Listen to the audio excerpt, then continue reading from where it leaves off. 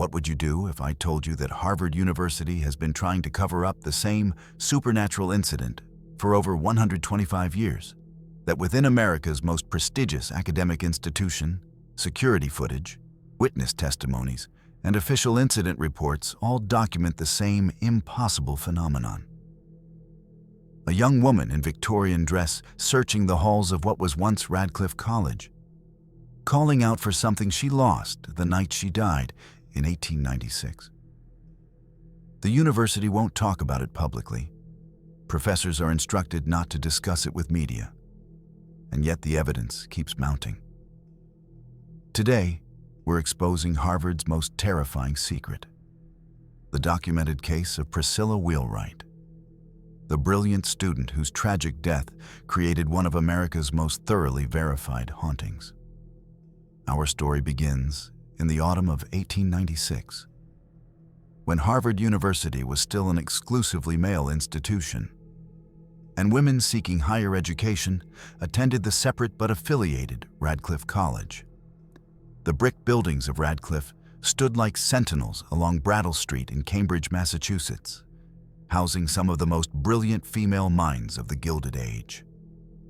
Among these exceptional students was 20-year-old Priscilla Wheelwright, daughter of Boston's prominent Wheelwright shipping family, whose fortune had been built through generations of maritime commerce.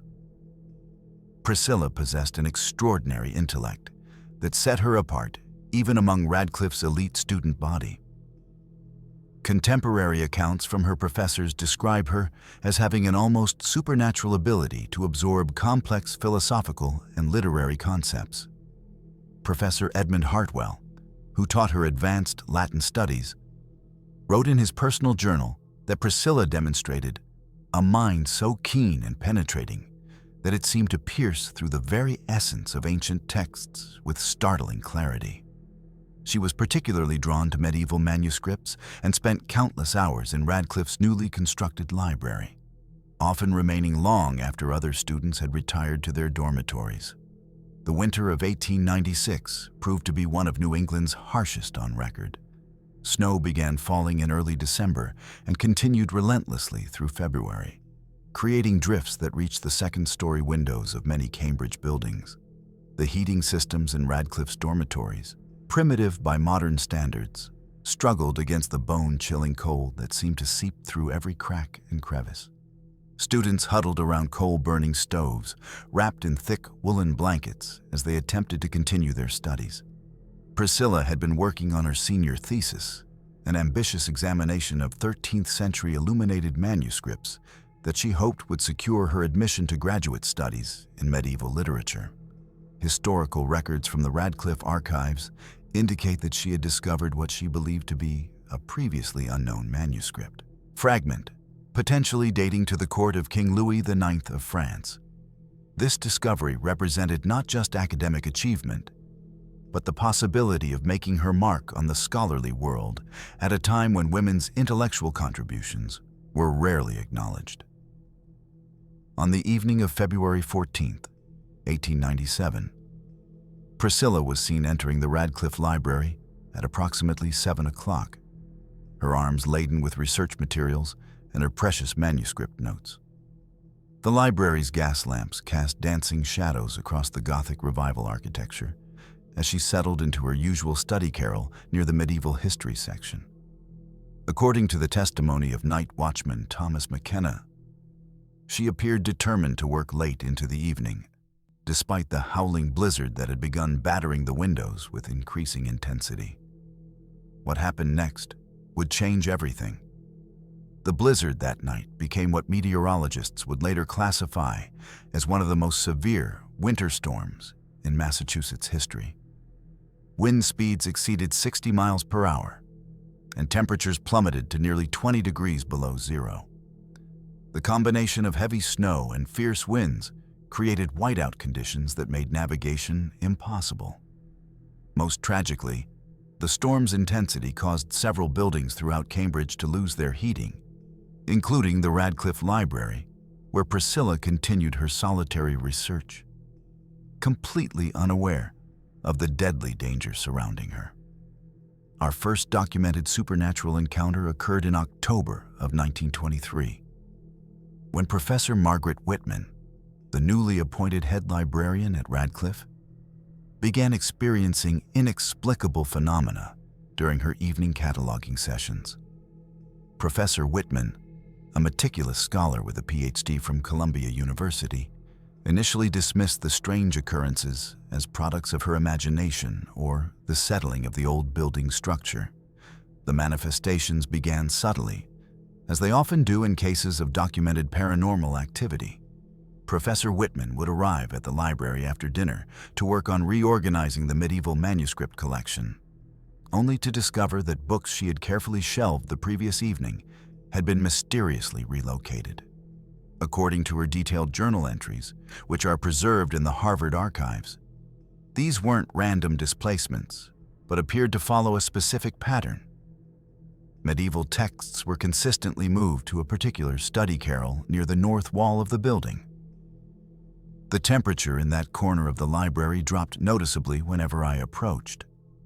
Professor Whitman wrote in her journal entry dated October 31st, 1923. It was as if an invisible presence was drawing all warmth from the air, creating a pocket of bone-chilling cold that seemed to emanate from the very walls themselves. The sensation was so pronounced that I could see my breath forming small clouds in the frigid air, despite the heating system functioning normally throughout the rest of the building. More disturbing were the sounds that accompanied these temperature fluctuations. Professor Whitman documented hearing the distinct rustle of turning pages, even when she was completely alone in the library. The sound seemed to originate from the same area where the medieval manuscripts had been mysteriously relocated. On several occasions, she observed books lying open on the study table, their pages fluttering as if stirred by an unfelt breeze. When she approached to investigate, the pages would suddenly become still, leaving behind only an oppressive silence that seemed to press against her eardrums. The most unsettling incident occurred on the evening of November 15th, 1923. Professor Whitman was working late, attempting to locate several missing volumes from the medieval collection, when she heard the unmistakable sound of a young woman weeping. The sobs seemed to echo from the depths of the building itself, carrying a note of such profound desperation that Professor Whitman later described feeling overcome by an inexplicable urge to comfort whoever was experiencing such overwhelming grief. She followed the sound through the darkened corridors, her oil lamp casting eerie shadows on the walls, but found no source for the heartbreaking cries. The weeping continued for nearly 20 minutes before gradually fading into silence, leaving Professor Whitman standing alone in the cold darkness, profoundly shaken by the encounter. 47 years later, the supernatural activity at Radcliffe had not only continued but intensified dramatically. In January of 1970, Dr. Robert Harrison, a visiting professor from Oxford University who was conducting research on American colonial manuscripts, experienced what he would later describe as the most extraordinary and terrifying encounter of my academic career. Dr. Harrison had been granted special permission to access the Radcliffe archives during his sabbatical, focusing particularly on the medieval manuscript collection that had been Professor Whitman's specialty decades earlier. Unlike Professor Whitman's gradual introduction to the paranormal phenomena, Dr. Harrison's encounters began with startling immediacy and intensity. On the evening of January 22nd, 1970, Dr. Harrison was examining a collection of 13th century manuscript fragments when he became aware of another presence in the library. Initially, I assumed that another researcher had entered the building. He testified in his official report to the university administration. However, when I looked up from my work, I observed a translucent figure of a young woman standing approximately 10 feet from my table. She appeared to be wearing clothing typical of the 1890s. A long, dark skirt and white blouse with puffy sleeves. Most remarkably, She seemed to be completely absorbed in reading from a book that was not visible to my eyes. The apparition, according to Dr. Harrison's detailed account, remained present for nearly 15 minutes. During this time, he observed her turning pages of her invisible book, occasionally making what appeared to be written notes with an equally invisible pen. Her concentration was so complete that she seemed entirely unaware of his presence, despite his attempts to speak to her. The most chilling aspect of the encounter, Dr. Harrison wrote, was the expression of desperate urgency on her face, as if she were racing against time to complete some crucial task. The temperature throughout the library dropped so dramatically during the apparition's presence that frost began forming on the windows. Despite the building's modern heating system, Dr. Harrison noted that his breath became visible in the frigid air, and the metal frames of his eyeglasses became so cold they caused pain when they touched his skin. The silence was equally oppressive. No sound of traffic from the street outside, no creaking of the building's structure, not even the hum of electrical lighting. It was as if the presence of the ghostly figure had created a pocket of existence completely separated from the normal world. When the apparition finally faded from view, the return to normal atmospheric conditions was so abrupt that Dr. Harrison experienced a sensation similar to rapid altitude change. The sudden rush of warm air and the return of ambient sound left him disoriented and nauseous. Most disturbing, however, was his discovery that several manuscript pages he had been examining were now missing from their protective folders. These pages, according to the library's catalog system, had been part of the collection since the 1890s and had never been reported missing or damaged. A thorough search of the library revealed the missing pages, carefully arranged on a study table in the north corner of the building, the same location where Professor Whitman had consistently found mysteriously relocated books decades earlier. The pages were arranged in a specific pattern that Dr. Harrison recognized as corresponding to a particular method of manuscript analysis used by medieval scholars. Someone, or something, had been conducting serious academic research using these precious historical documents. Dr. Harrison's report prompted the first official investigation into the paranormal activity at Radcliffe. University administrators, while skeptical of supernatural explanations, could not ignore the documented pattern of missing and relocated materials, the consistent reports of temperature anomalies, and the multiple eyewitness accounts from credible academic sources.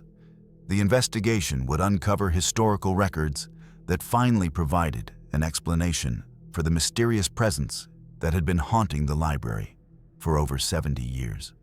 The most dramatic and thoroughly documented supernatural encounter occurred in March of 1985, when graduate student Jennifer Morrison was conducting late-night research for her doctoral dissertation on women's education in 19th century America.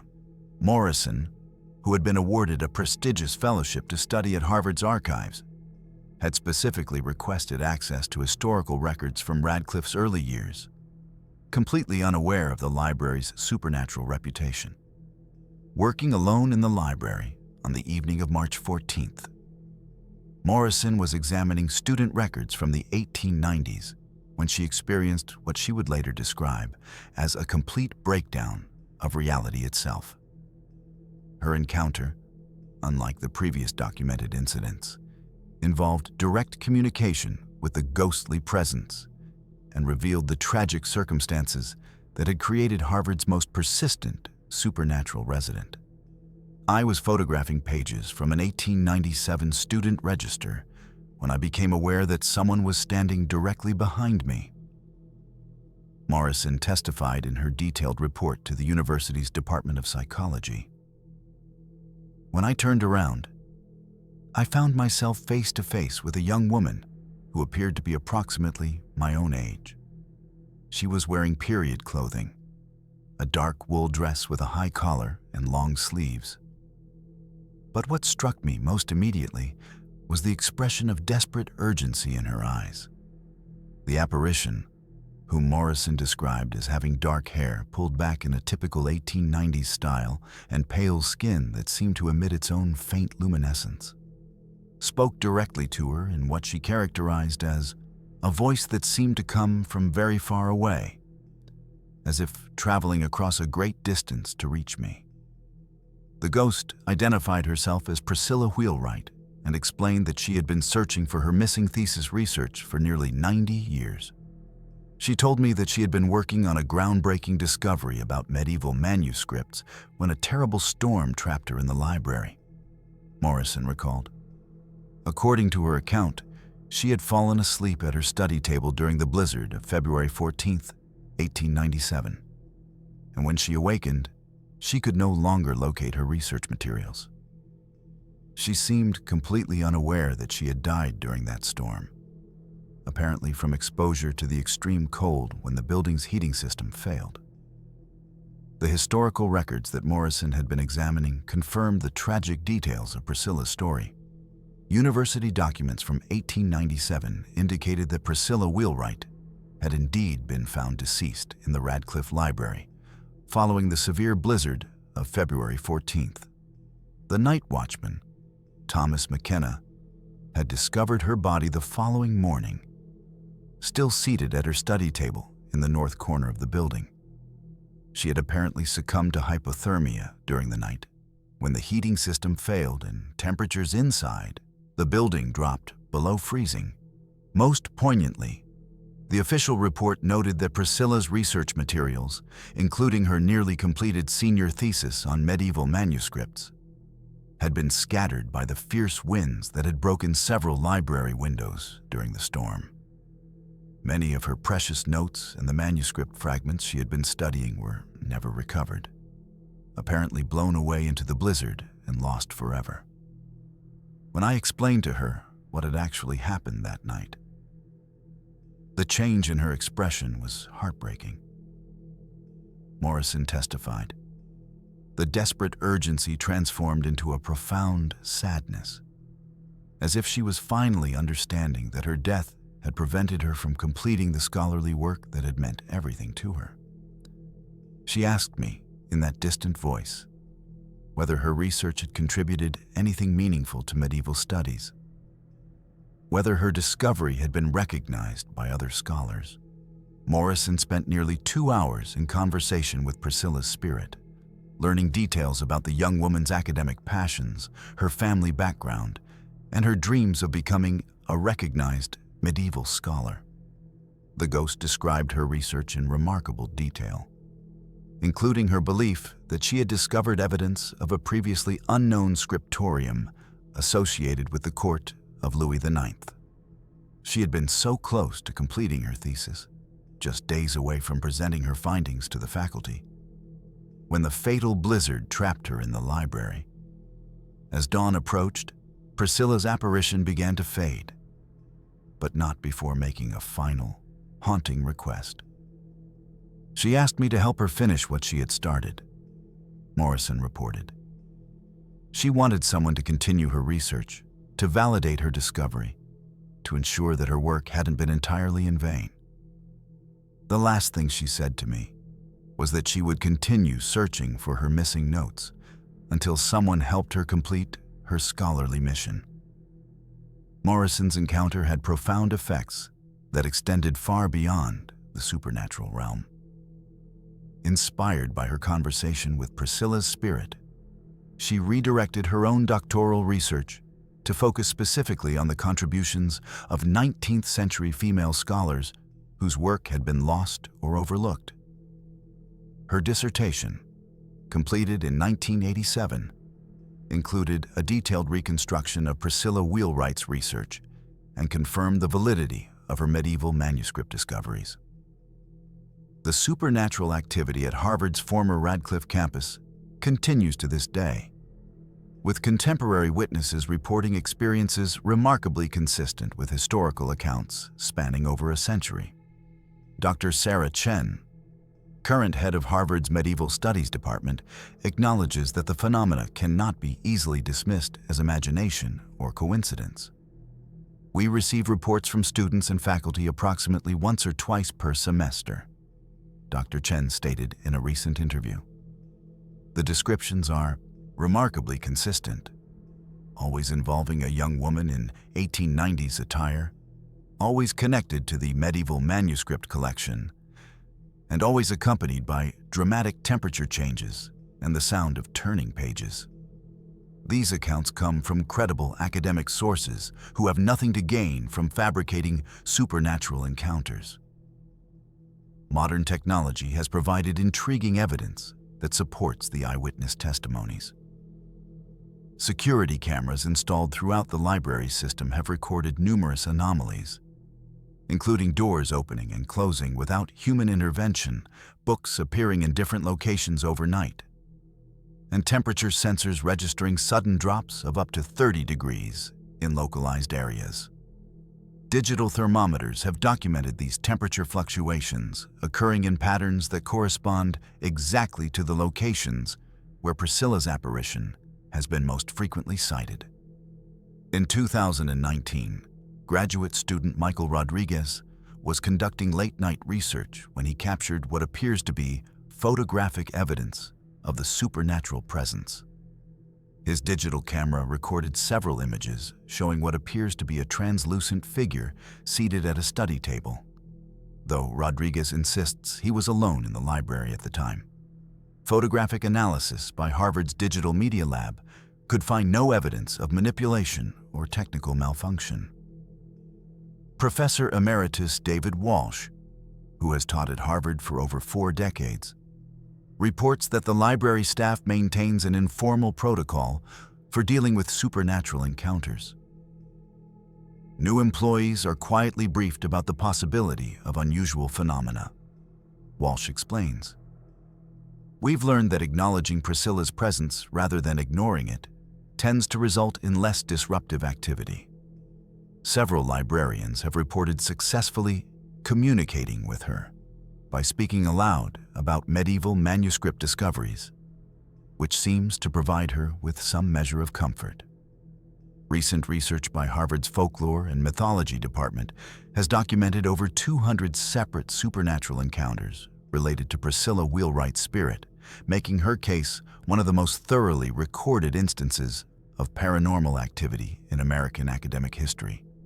The consistency of witness testimonies across multiple generations of students, faculty, and staff suggests that whatever force binds Priscilla to the library remains as strong today as it was over a century ago. The story of Priscilla Wheelwright represents more than just a compelling ghost story. It speaks to the universal human need for completion, for recognition, and for the validation of our life's work. What keeps this brilliant young scholar bound to Harvard's halls may be the same driving force that motivates all serious academics: the desperate desire to contribute something meaningful to human knowledge, to leave behind a legacy that transcends our mortal existence. Perhaps some bonds truly are too strong for death to break. Priscilla's devotion to medieval scholarship, her passion for uncovering historical truths, and her determination to complete her groundbreaking research created a spiritual connection to Harvard that has endured for over 125 years. Her story reminds us that the pursuit of knowledge can become so fundamental to our identity that it persists even beyond the grave. The next time you walk through Harvard's historic campus, remember that you may not be alone in the library stacks. If you hear the rustle of turning pages when no one else is present, if you feel an unexplained chill in the air near the medieval manuscript collection, or if you catch a glimpse of a young woman in 1890s attire absorbed in her studies, you may have encountered Priscilla Wheelwright, still searching for her lost research, still hoping to complete the scholarly work that defined her brief but passionate life. What would you do if you found yourself face to face with Harvard's most dedicated eternal student?